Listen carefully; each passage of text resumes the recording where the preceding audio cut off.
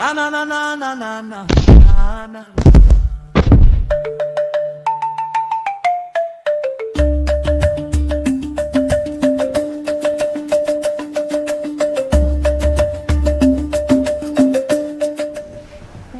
Naam, tumerejea kwa uzuri kabisa na leo tunazungumzia mada ambayo inakutakia mema kwangu mimi.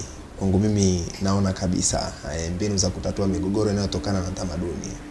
Ukisikiliza tu migogoro inayotokana na tamaduni, kwenu nyewe mnafahamu tamaduni zenu zikoje, lakini leo utapata nini maana halisi ya tamaduni. Tunazungumza kwa tamaduni lakini wengine hatuelewi. Na je, ni migogoro gani ambayo inatokana na tamaduni? Alafu mbinu gani tunaweza tukatumia kutatua matatizo hayo au migogoro hiyo? Ni hapa ndipo unapokutana na mtaalamu mwenyewe. Karibu sana. Kwanza kabla sijataja jina lako, natajwa kwa heshima. Nashukuru sana. Mimi naitwa Emmanuel. Nikukaribisha sana katika ofisi za Efata cha kwanza. Kwanza nashukuru tena. Msalimie mtazamaji alafu turudi hapa. Asante sana ndugu mtazamaji. Siku ya leo kama alivyoeleza hapa Mr. Ima, tutaelewa maana nzima ya mila na tamaduni zetu. Lakini isiwashangaze. Nitaongea kitu ambacho wengine kitawashangaza. Lakini kipo kwenye Biblia zenu. Nataka muelewe hakuna tamaduni hata moja ya makabila yenu nyewe Wabantu ambao haipo kwenye Biblia. Kwa hiyo jiandaeni kusikia vitu vya ajabu. Na nikianza kabisa, kitu cha kwanza na kila nitakachokisema nitaonyesha kwenye maandiko. Maandiko yanaonyesha wazi tamaduni na mila za hawa watu wanaoishi nyuma ya mito ya Kush, kama ilivyoandika kwenye Zefania 3:10. Kama una maandiko hapo unaweza kusomea. Ni tamaduni za wale wana Israeli wa kwenye Biblia. Kwa hiyo nyie makabila yote ya kusini mwa jangwa la Sahara ndio wale wana wa Israeli wako kwenye Biblia. Kwa hiyo kwa mtu ambaye si wa maandiko anaweza asinielewe. Kwa hiyo ndo tutaingia ndani tujue tamaduni zetu zote. Na kila mmoja, mfano nilivyokuwa naongea na Ima hapa, niambie ni Mwiraki. Nitamuonyesha jinsi gani Wairaki wanatokana na mtoto wa Yakobo anaitwa Naftali. Na tamaduni za Wairaki zinatokana na mtoto. Naftali ni mtoto wangapi wa Yakobo? Naftali ni mtoto wa 7 wa sita. Wa kwanza ni Rubeni, wa pili Simeoni, wa 3 Lawi, wa 4 Juda ambao za Wayahudi. Hata mfalme wetu Yesu, mfalme wenu wa kabila yote anizaliwa hapa. Alafu wa 5 anaitwa Dan. Watu sasa hivi wako Sudan wengi sana. Wa 6 ndo anazaliwa Naftali, ndo hawa Iraki. Wa 7 Gadi. Hawa wanapata Wahaya. Ndo tamaduni za Wahaya, tamaduni za watu Waha, tamaduni wa Baganda. Jina lenyewe Baganda linatokana na Ban Gad, watoto wa Gad. Baada ya Gad akazaliwa mtoto mwingine anaitwa Asheri. Hapa ndo tunapata Wapare ambao wanaitwa pia Waasu. Sasa usijimalize. Nina maswali mengi ambayo yanaweza yakalenga humo na tukaelewa zaidi. Ndio. Kwanza ndugu Kiula, mimi na swali dogo sana. Ndio. Kwanza karibu. Najisikia huko nyumbani. Tunataka kupata elimu, tunataka kufahamu. Na mtazamaji, wewe kama una kabila lako unataka kuelewa hasa asili yake ni wapi, tuulize moja kwa moja ili kwamba tufahamu anachozungumza kina uhalisia au wewe kuna jambo unalo unataka kushare na sisi. Kila mtu ana historia yake na anajua ilivyokuwa. Kama una jambo unaona hili kweli hapa napaswa kulijua, inabidi uchukue kalamu na karatasi uandike ambacho unakisikia mahala hapa.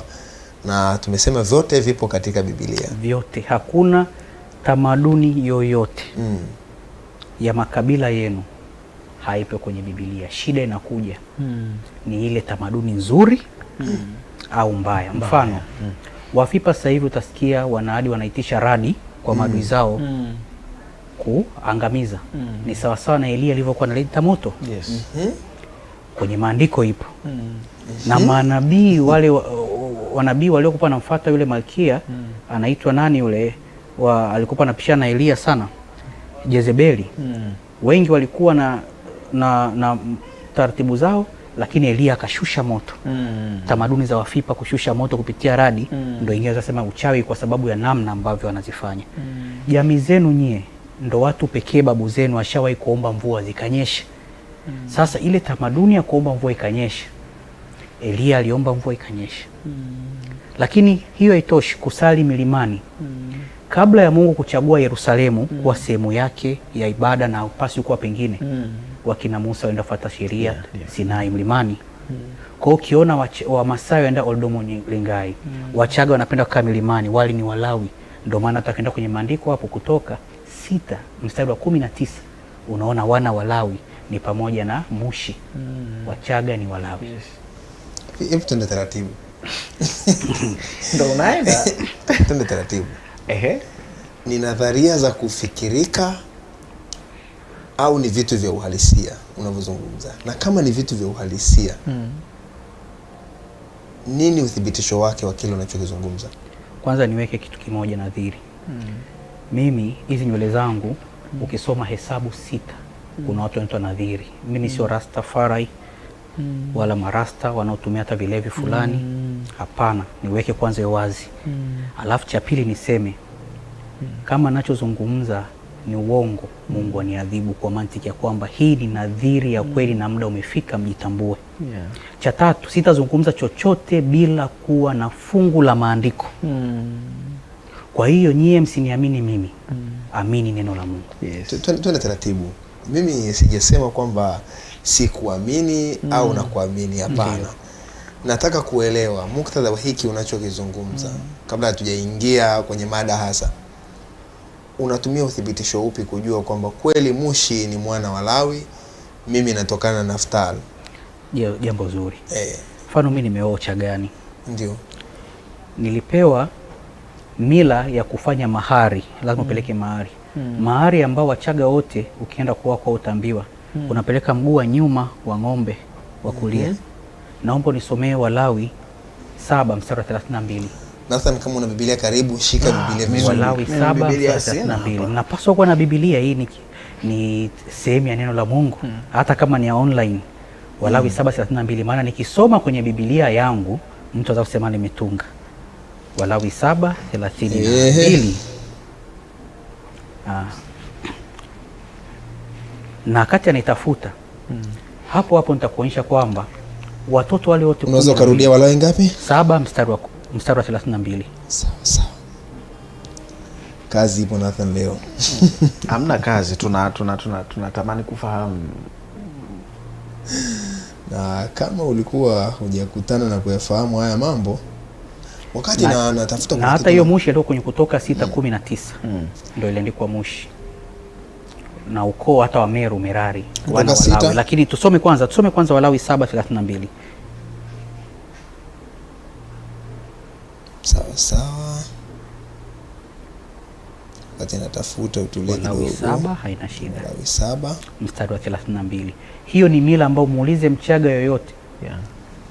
Yes. Moja ya mahari lazima peleke hicho soma. Walawi 7:32. Mguu wa nyuma wa upande wa kuume mtampa kuhani kuwa sadaka ya kuinuliwa kutoka katika hizo sadaka zenu za amani. Mguu wa wapi? Wa nyuma. Upande wa kulia. Huwezi enda duniani kote, hata kwa wao kina Netanyahu, kwa wao kina nani, wakakuambia na taratibu ile, maana wale ni watoto wa Herode. Najua hichi kitashtua wengi. Wale sio Waisraeli wa kweli, ndio maana kusoma Ufunuo 2:9 na Ufunuo 3:9. Unaweza kusoma hapo Ufunuo 2:9. Maana tukani turejee, tujenge msingi kwanza kwamba tamaduni zetu hizi. Ufunuo 2:9. Ufunuo 2:9. Ufunuo 2:9 inasema, naijua dhiki yako na umaskini wako, lakini utajiri najua, na matukano ya hao wasemao ya kuwa Wayahudi nao sio, bali ni sinagogi la Shetani. Ndo mtu anaokataa kwamba Yesu amekuja na ni mfalme wetu. Huyu hawezi kuwa mwana Israeli pia. Lakini ndani tena Ufunuo 3:9 pia. Maana tumesoma 2:9, tunaona kuna Wayahudi, kuna watu watakuja mwaka 1948 watajiita Wayahudi, lakini 3:9. Lakini sio, bali ni sinagogi la Shetani. Na Biblia imerudia tena Ufunuo 3:9, isome tena hapo. Tazama na kupa walio wa sinagogi la Shetani, wasemao kwamba ni Wayahudi nao sio, bali wasema uongo. Tazama, nitawafanya waje kusujudu mbele ya miguu yako na kujua ya kuwa nimekupenda. Sasa Mungu alichagua nyie baba zenu makabila 12 ya Israeli, nyie watu weusi wenye nywele hizi za kondoo zinaitwa ndo wanaizelewa kwenye maandiko. Na maandiko yameandika wapi kwamba wanaizelewa kwa watu weusi? Wameandika wazi. Nisomee hapo wakati naendelea kutoa hoja yangu, nitafutie hapo Maombolezo 4:8. Wana wa Israeli wale walikuwa ni watu weusi wenye nywele kama zako na zangu. Maana kuna tofauti, ndio maana sema wanaitwa ni makabila ya Sub-Sahara. Rangi, tunaanza ushahidi wa rangi. Ushahidi wa rangi unaanza hapo anasoma hapo Maombolezo 4:8. Maombolezo 4:8. Kajenge tu msingi wa rangi zao, tuwajue tu walikuwaje, wamefikaje huku leo tuko hapa Mwenge. Sawa. Nyuso zao ni nyeusi kuliko makaa, hawajulikani katika njia kuu, ngozi yao ya gandamana na mifupa yao imekauka. Watu pekee ambao wanaweza kusema nyuso zao ni nyeusi ni watu kama baba zako wewe. Mzungu hawezi sema hivyo. Na hata ukienda tena Maombolezo hiyo 5:10, maana itakiwi ushahidi mmoja. Biblia kila kitu kinathibitika kwa mashahidi zaidi ya mmoja wawili. Some tena hapo Maombolezo 5:10. Sasa wakati tunafuatilia haya, kuna kitu nataka unisaidie pia. Sawa. Tutasoma kote. Sawa, haina shida. Nataka kwanza kujua tena kwenye mada halisia. Sawa. Mbinu za kutatua migogoro inayotokana na tamaduni. Ndio. Ni kwa namna gani tamaduni kwanza zinasababisha migogoro na njia gani ambazo wewe kama unaona ni sahihi kuzitumia? Na ndo swali likopo najenga mzizi nije hapo. Kitu kinachofanya jamii zinakuwa na migogoro ni kutomjua baba yenu. Iko hivi. Nyie kama ndugu hamwezi mkapenda, lazima mtakuwa mnagombana. Anaweza kuwaitisha kwa kalisha mkaungana. Ni shida lenu hapo, ni baba yenu. Haya makabila ya huku Sub-Sahara hayamjui baba yao. Yani wanaambiwa wengine wametoka kwa manyani. Kwa nini wasio na tabia za manyani? Wanaambiwa wengine wametoka kwa masokwe.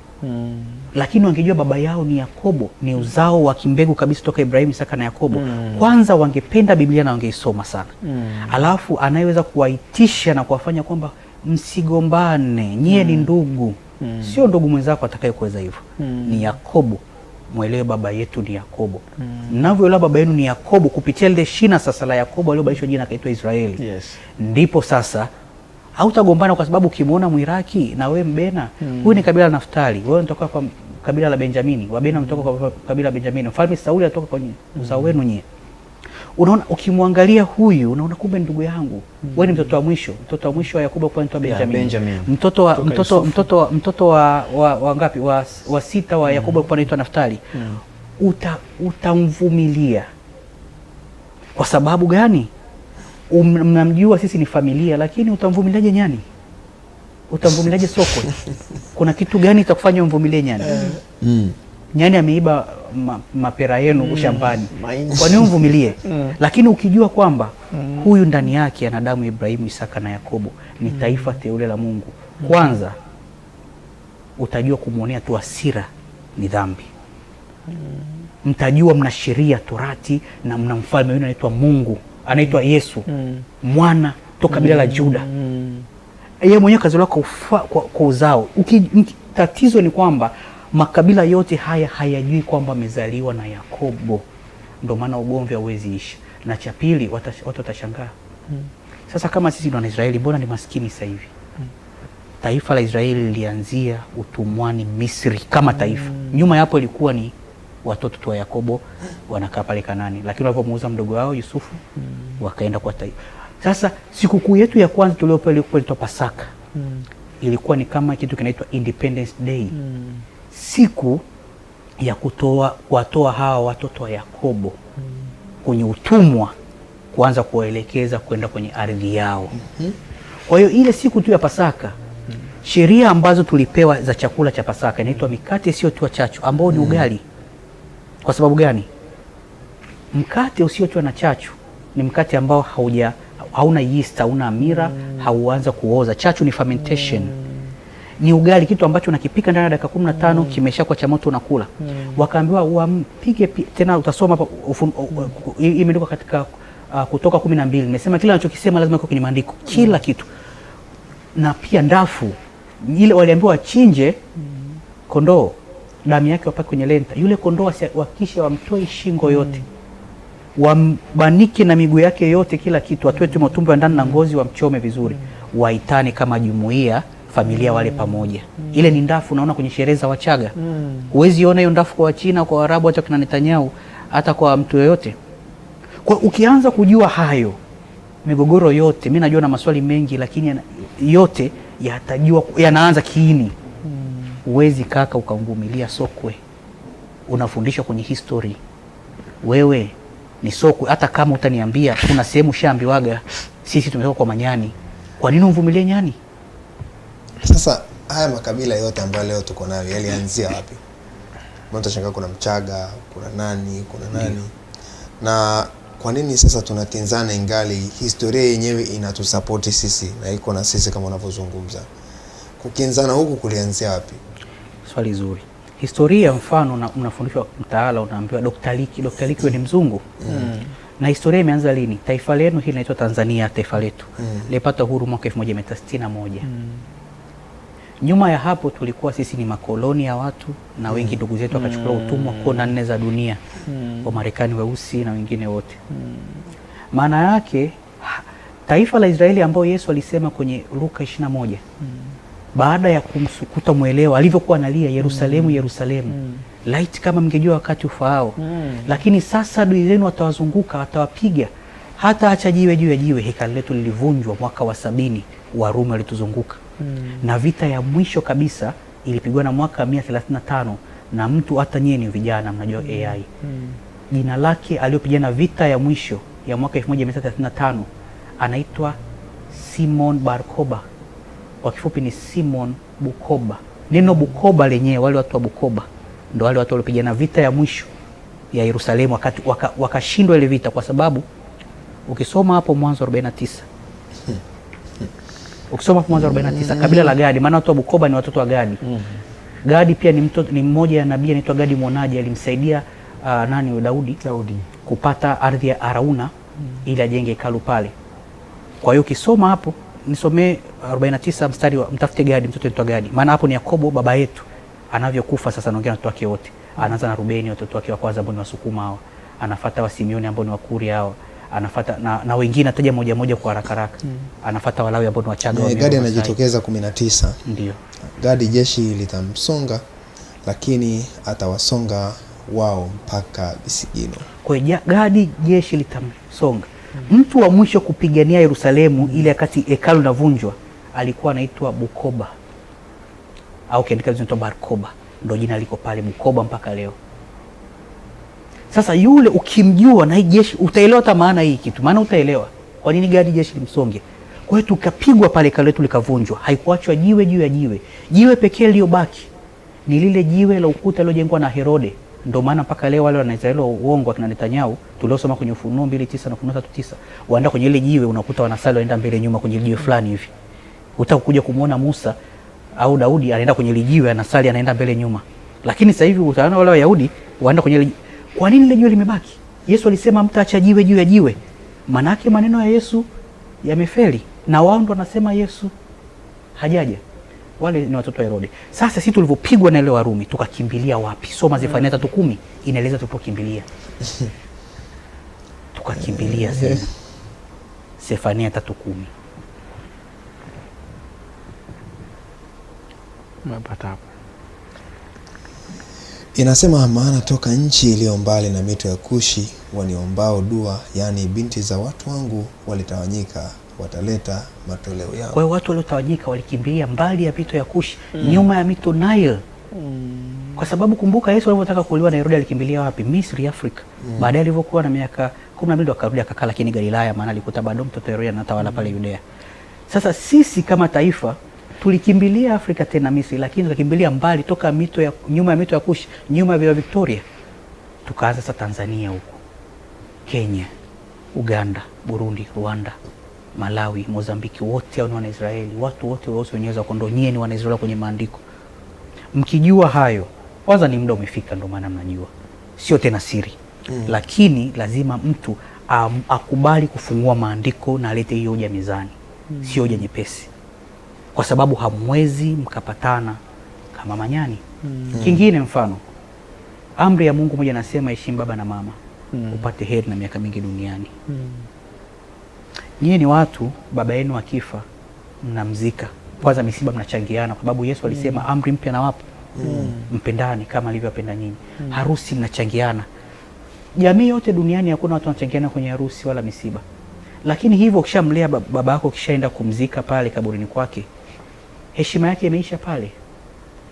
Hapana, unaendelea kumheshimu. Kwa hiyo wanavyoenda watu kusafisha makaburi ya baba zao bila kuyaabudu, utakiwa kuabudu chochote. Watu wasema tamaduni za Kiafrika ni za kishetani. Sasa ile amri ya Mungu, heshimu baba na mama upate heri na miaka mingi duniani, inaishia baba yako na mama yako akifa. Akishamlaza pale unaondoka. Mariamu Magdalena alikuwa anafanya nini kwenye kaburi la Yesu ili kugundua amefufuka? Si alikuwa anaenda pale kulisafisha, ndo akagundua liko wazi, amefufuka. Akaenda kuambia ndugu zetu akina Petro. Wanafunzi wote ya Petro ni babu zenu, ni ndugu zenu. Hakuwahi kuwa na Mwana-Israeli yote mzungu, Mwarabu nchini. Sasa mimi nataka kufahamu la kwanza la kufanya ili kutatua migogoro, mazungumzo kama ulivyozungumza. Ya pili, kujifahamu na kujitambua. Unatoka wapi na unaelekea wapi? Yes. La tatu, ujue uzuri wa kitu kimoja, sema hekima yote yatoka kwa Mungu. Yeah. Naye akaa kwake paka mwisho. Hakuna la tatu, kwa sababu hekima hiyo, yani yote, la tatu linakuja ni kuelewa zaidi ili neno na ili neno. Yani ukae na ndugu zako, kwa sababu migogoro yote yanatoka na ujinga. Watu wangu wanaangamia kwa kukosa maarifa. Kwa sababu mmekataa neno la Mungu, nami nawakataa, na watoto wenu watakuwa makuhani mbele zangu. Yes. Utatatua vipi tatizo wa mtu ambaye amekaa sema mke na mume? Mwanamume akijua ni mwana Israeli, hata kesha baa lewe tu, aache familia sihudumie. Mwanamke akijua yeye si nyani, yeye ni binti wa Abrahamu, Isaka na Yakobo, ambaye kwenye maandiko hakupasi kuwa na kahaba katika Israeli, atajitunza, atajiheshimu kama Sara, kama Rebeka. Ile dignity, ujue usimwondolee mtu utu wake alafu tegemea atakuwa na tabia za utu. Usimuite mtu nyani alafu tegemea na tabia za kibinadamu. Ni ngumu. Tukubali, lazima iseme ukweli. Hawa watu wa Yakobo sio watu wabaya. Wamevumilia shida nyingi, wametoka kwenye utumwa, ukoloni, hadi hapa wanavyoishi. Kwa mtu familia wanapata kipato cha 5,000 kwa siku, baba na stress, mama na madeni ya vikoba huko. Amani inatoka wapi? Lakini yote ni mfumo wa dunia. Mfumo umeandikwa wapi? Zaburi 83, naomba nisomee. Dunia yote, mataifa yote yalikaa wafanye nyewe msije ndio Wanaisraeli kwenye maandiko. Ndio maana wengine nasema hivi wanashtuka. Zaburi 83 imeandikwa wazi. Dunia yote ilifanye. Njoo naomba nisomee, sitaki sema neno yangu. Zaburi 83, anza mstari wa kwanza tu usome. Anasema, Mungu usistarehe, Mungu usinyamaze wala usitulie. Maana adui zako wanafanya ghasia, nao wakuchukiao wameviinua vichwa vyao. Juu ya watu wako wanafanya hila, na kushauriana juu yao uliowaficha. Wamesema, njoni tuwakatilie mbali wasiwe taifa, na jina la Israeli halitakumbukwa tena. Kwa hiyo kuna ajenda ya dunia ipo. Wanaisraeli wa kweli wasijulikane tena. Na hiyo ajenda inaitwa, umefanya vikao vingi. Endelea kusoma hapo, endelea kusoma uone. Berlin Conference ni moja hicho kikao. Wewe unaambiwa hela yako moja, dola moja ni sawa na hela yako 2,600 inaenda. Kwa nini shilingi yetu moja wao shilingi yao ni moja, sisi 2,600? Maana yake kwa nini wanazuia sisi kuwa na viwanda vyetu? Kwa nini akitokea mtu anataka kunyanyua taifa lenu wanamfanyia hujuma? Unategemea utaleta amani kwenye familia? Wanapata 5,000. Malizia kusoma hapo ulivyoishia pale, jina la Israeli sikumbukwe tena. Shuka kidogo. Mstari wa 5 unasema, maana wanashauriana kwa moyo mmoja juu yako, wanafanya agano. Hema za Edomu au ni wazungu, watoto wa Esau. Mzungu ndo atoka kwa Esau, mtoto wa kwanza na Moabu na Wagari. Ishmaeli ni Waarabu, Moabu ni Wachina, watoto wa Lutu wale waliolala na binti. Yaani Lutu, Sodoma na Gomora walivyoanguka, mke wake ageuka nyuma akajwa chumvi, kwa hiyo akabaki na binti zake wa kike. Binti zake wakadhani amna watu wengine, wakamnyosha pombe baba yao, akalala naye. Mtoto wa kwanza alizaliwa Moabu. Ili alipata ugonjwa wa Mongolism. Ndio maana Mungu anakataa usilale wewe na binti zako. Ndio maana Wachina wako hivi. na waongea hivi, ile ni mongolizi watoto wa Lutu waliolala na binti zao. Moabu, mdogo wake akamnyesha pia pombe, baba yake akazaa Waamoni ambao ndo hawa Japani. Baadaye wakazaliana wengine wa Korea, wa Mongolia. Tunaacha ile Mongolia. Mongolism kigugo nyinyi vijana wengine mnasoma science. Ni ugonjwa wa Down syndrome wa watoto kuingia genetic za wao watoto wa Lutu. Lazima hii dunia kila unayemuona ujue Lutu watoto wake wako wapi? Yakobo watoto wake wako wapi? Esau watoto wake wako wapi? Lakini mnaambia watoto wa Hamu ambao ni uongo. Tatizo limeanza nyewe mnadhani watoto wa Hamu. Watoto wa Hamu sio nyie kabisa. Sasa tukiingia ndani mtajua watoto wa Hamu ni kama wa Somali, lakini pia wa Lebanoni, wa Misri wa zamani, lakini sio hao watu wenye nywele za kondoo na rangi zenu hizi wana Israeli. Maana hata rangi ya Yesu imeandikwa kwenye Ufunuo 1:16 hapo ukisoma. Hebu tuna taratibu. Hivi vitu unajua ukisikiliza hivi unaweza ukazungumza vitu vingine ambavyo hujatarajia. Mimi nataka kuelewa jambo moja. Kama migogoro imeletwa kipindi cha ukoloni wa bara la Afrika, maana ndo tunakojikita. Na maandiko mengi ukiangalia ndo shida ilikoanzia. Kwa kile unachozungumza katika nadharia za kuona na za kufikirika. Lakini swali langu la msingi, kama kweli kile kinachofanywa na makabila yetu ndicho ambacho kilifanywa na wazee wetu wa zamani kama unavyonena, kwa nini wao wamekuwa chanzo cha matatizo pia? Kwa sababu ukiangalia nguvu hizi ambazo wewe unazizungumza tulipewa na Mungu mwenyewe, kwa nini zinatumika katika nyakati ambazo ukiangalia ni za kutenda ubaya? Leo tunazungumza wakiomba mvua inashuka, na hizo nadharia tumeona. Ukiangalia pia wanashusha radhi, hizo nadharia tunaona. Zote hizo tunashuhudia, lakini kwa nini ziwe chanzo cha ubaya ingali ukiangalia tulikotoka mtiririko uko sahihi? Sahihi. Kumbukumbu la Torati 28 limeelezea hiyo kitu. Sawa. Kumbukumbu la Torati 28 kuanzia mstari wa kwanza mpaka wa 14 ni baraka mkimsikiza maneno ya Mungu. Musa alituambia kabisa. Kuanzia mstari wa 15 ni laana msiosikiliza mstari wa Mungu. Inabadilika. Taaluma ile ile wanasema hivi, mimi nikiwa ni mhasibu mzuri, nikiwa neno la Mungu, nitasaidia familia na jamii nzima kuweka hela zao vizuri. Mimi nikibaki mhasibu yule, lakini Mungu neno lake limenitoka, naweza kuwa jambazi mkubwa sana wa mabenki na mifumo. Taaluma iondoke, hata shetani hakuwahi kuondolewa talanta zao. Kwa hivyo vipawa vilibaki kwa wao. Bwana ni watoto wa Israeli, wana Israeli. Kwa hiyo wafipa kuita radi, kipawa bado kilibaki kama cha Elia. Kilichoondoka ni nini? Ndo hapo Kumbukumbu la Torati 15. Maana yake wanavitumia kwa namna nyingine. Lakini bado kipawa kipo. Kwa nini mchina hawezi kutambua kama Elia? Kwa nini? Shetani mwenyewe vipawa vyake havikuondolewa mpaka siku ya hukumu. Hamkusoma. Yaani kwa hiyo mnatakiwa mjue kwamba Mungu ana muda wake wa kuhukumu. Lakini anakupa kipawa chake. Anaweza kukupa sauti nzuri afu ukaamua kuimbia dunia. Alafu mwingine akaamua sauti ile nzuri akamwimbia Mungu. Tofauti ni nini? Sio kipawa. Ni umesikiza neno la Mungu au hujasikiliza neno la Mungu. Kwa hiyo swali lako ni zuri. Tamaduni zetu nyingine zinakuwa mbaya kwa sababu tuliingia. Tuogope tena, tumpende sana mfalme wetu Yesu. Alivyokuwa msalabani pale, tulivyoshindwa kumjua yeye amekuja kwa niaba yetu kipindi kile. Alisema kitu kimoja watu wengi wanashindwa kuelewa. Msingeishia kwenye utumwa na ukoloni tu. Alisema, Baba wasamehe kwa sababu hawajui walitendalo. Ile kauli ndio ilifanya adhabu yenu ikaishia kuwa ni utumwa na ukoloni tu na umaskini unaopiga sasa hivi. Angeruhusu kwamba Mungu asiwasamehe, tulifanya kosa kubwa sana kama wana Israeli wa kwenye maandiko. Mfalme wetu amekuja kwa walio wake wa kumtambua. Wengine wakasema hadi asulubiwe, na hao ndugu zetu zaidi wa Marekani weusi. Ndio maana wao walifika mbali wakapelekwa utumwa kwa nane za dunia. Wao ni kabila la Juda. Maana Yesu alikuja kwa kabila lake Juda, na aliyemsaliti mkubwa ni ndugu yake kabisa, Judas Iscariot.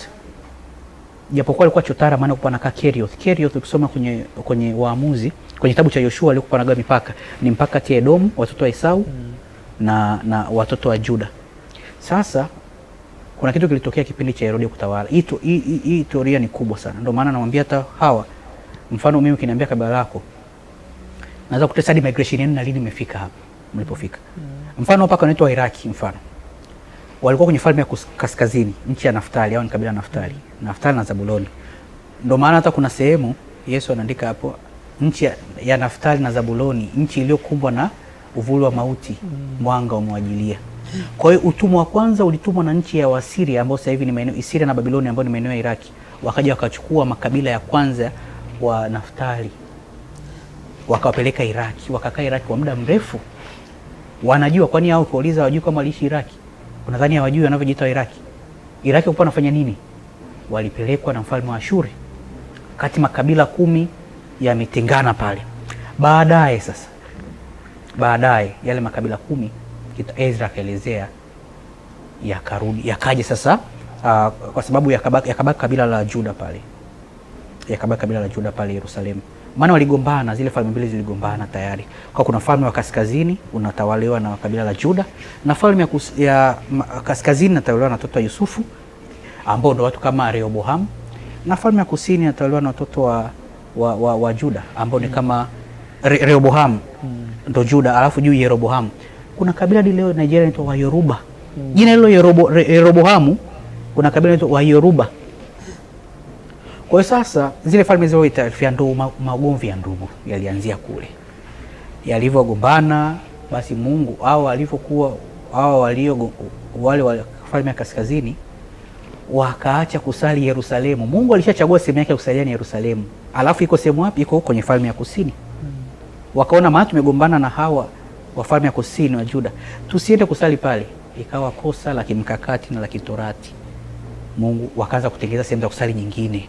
Ndio hizi tabia unasikia wachawi au nini, wakatengeneza sehemu ya kusali Betheli na sehemu nyingine Dani kule. Wakaacha kusali Yerusalemu wakati Mungu alisema nikishachagua sehemu ya kusali ndo muende pale. Kwa hiyo haya makabila 10 yakachukuliwa utumwani Ashuri, au ndo wakapelekwa Iraki, na wengine wakapelekwa hadi Ninawi. Baadaye sasa wale kabila lililobaki pale likabalishwa, likawa litoa Wayahudi, maana mengine yameshaondoka, wamebaki Yerusalemu. Na wao Yesu anakuja. Asulubiwe. Kwa hiyo wote kwa ujumla wawili, falme mambo yakaharibika, tukakimbia, tukafukuzwa nje ya ardhi yetu. Unasikia mtaalamu? Nataka kuelewa hapa. Muda wetu unakimbia sana, imebaki karibia dakika 5. Sawa. Hizi dakika 5 nataka tutumie mimi na wewe. Ndio. Tumeshajua historia, tumejua wapi tulikosea, wapi tulipatia. Sasa hivi dunia inakimbia sana kwenye ulimwengu wa sayansi na teknolojia. Ndio. Sisi tuko wapi? Njia gani ambazo kwetu sisi sasa hivi kwa wakati huu ni sahihi kutatua matatizo yetu ili kuweza kukimbizana na ulimwengu? Kabisa, swali zuri sana. Na mabaki dakika chache na mimi nimalize kwa kusema hivi. Lazima tutumie fursa ambayo Mungu ameileta.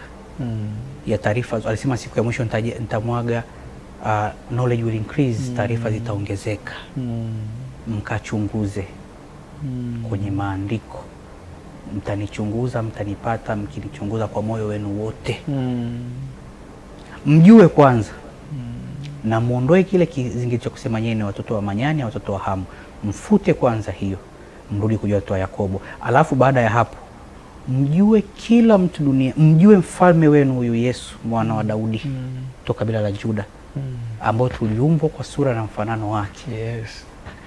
Tumjue katika ngazi ya kila familia, maana familia yote ina oda imeandikwa na Paulo. Kwanza naanza imesema Mungu Baba. Paulo amesema, nataka kuisoma hapa, order of family. Maana lazima tutatue order ya familia, imeandikwa pale order of family. Nataka umstari tusome, na wewe ndo mstari wangu hata nili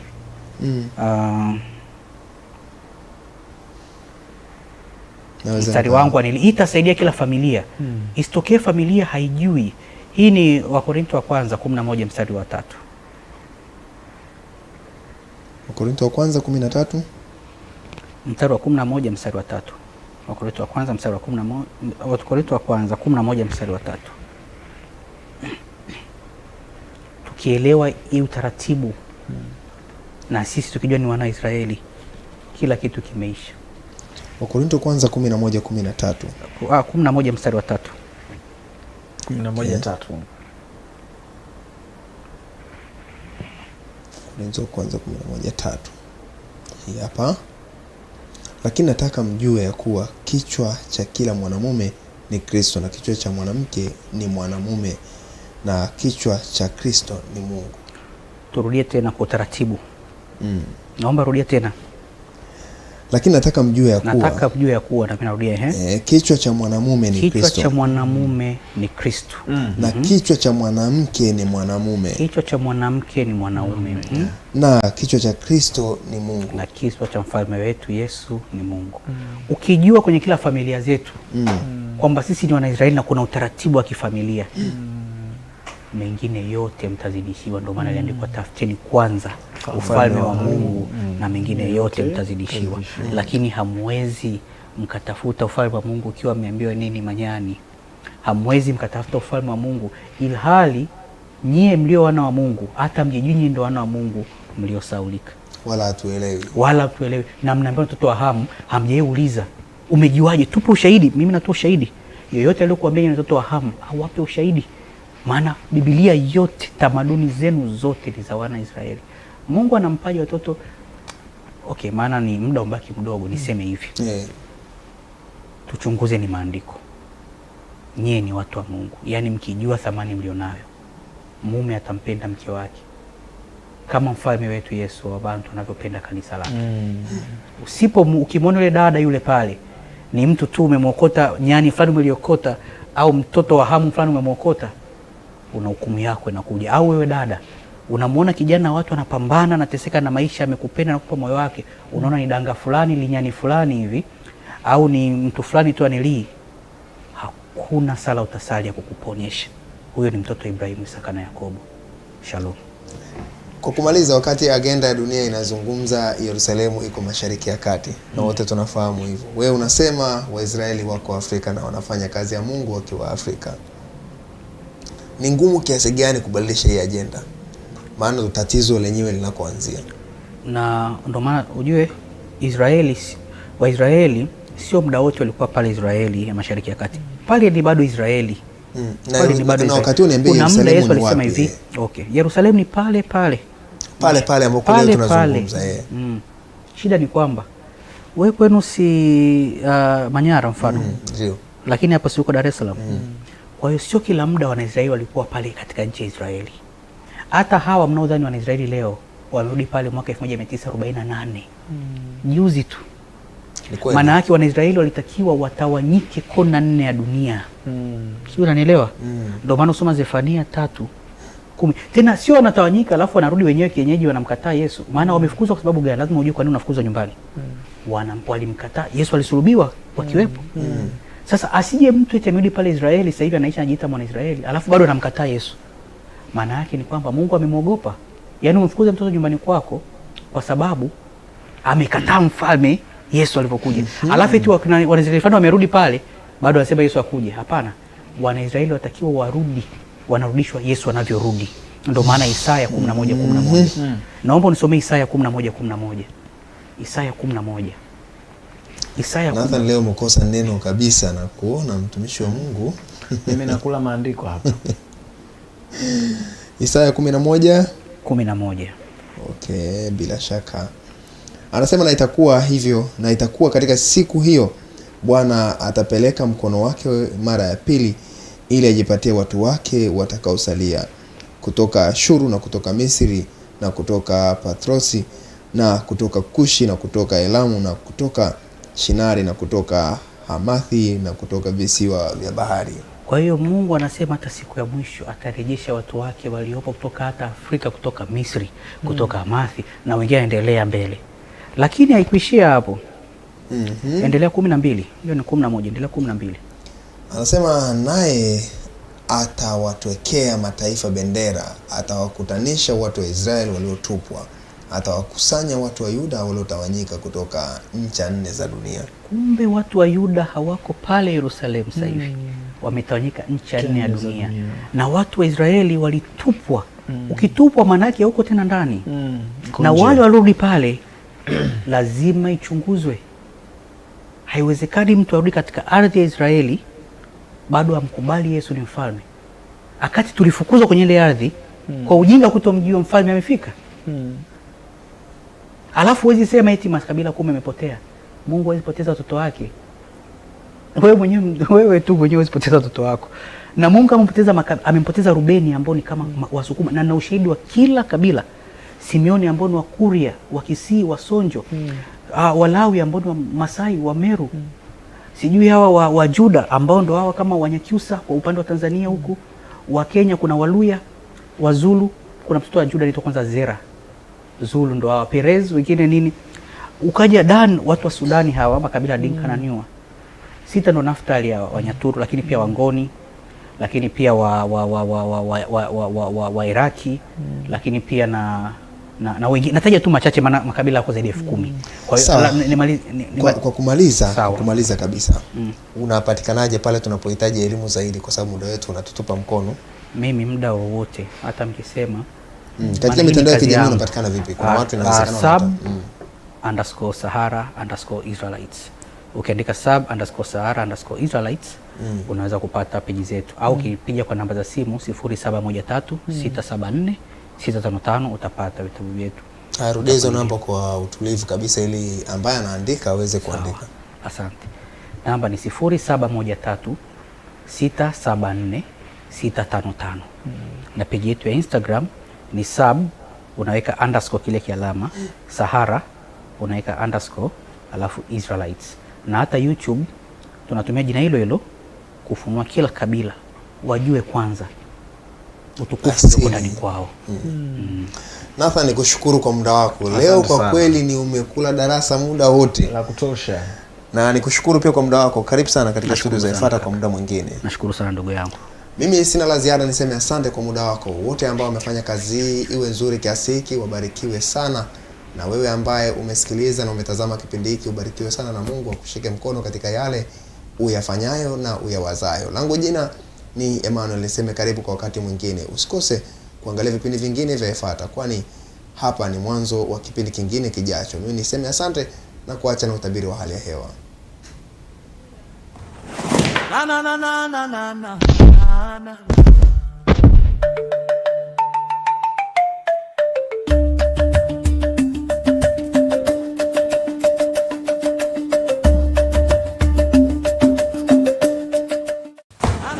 Na na na na na na na na.